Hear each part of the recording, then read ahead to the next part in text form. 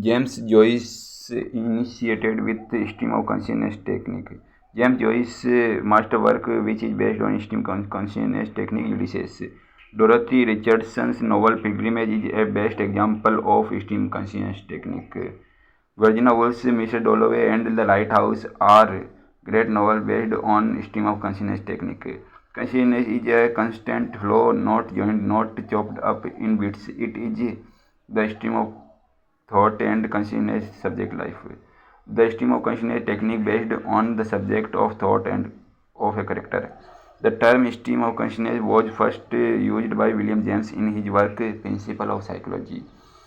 Under the stream of consciousness technique, which concept is changed and lies not the outer action but in inner working of the human mind in the inner perception reality.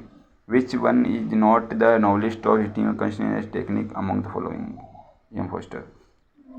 Stream of consciousness is a technique used in non-dramatic fiction. Why did William James at first think psychologists should not study consciousness? It is hard to measure and observe. Writers use stream of consciousness except on it is easy to. How are monologue and stream of consciousness similar? They present characters' thought on the reader. Third person narration is the part of stream of consciousness.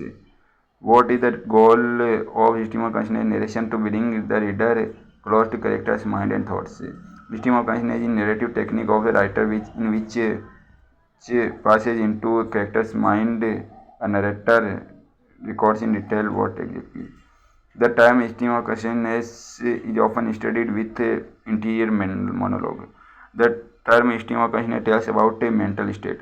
Who coined the phrase stream of consciousness? William James.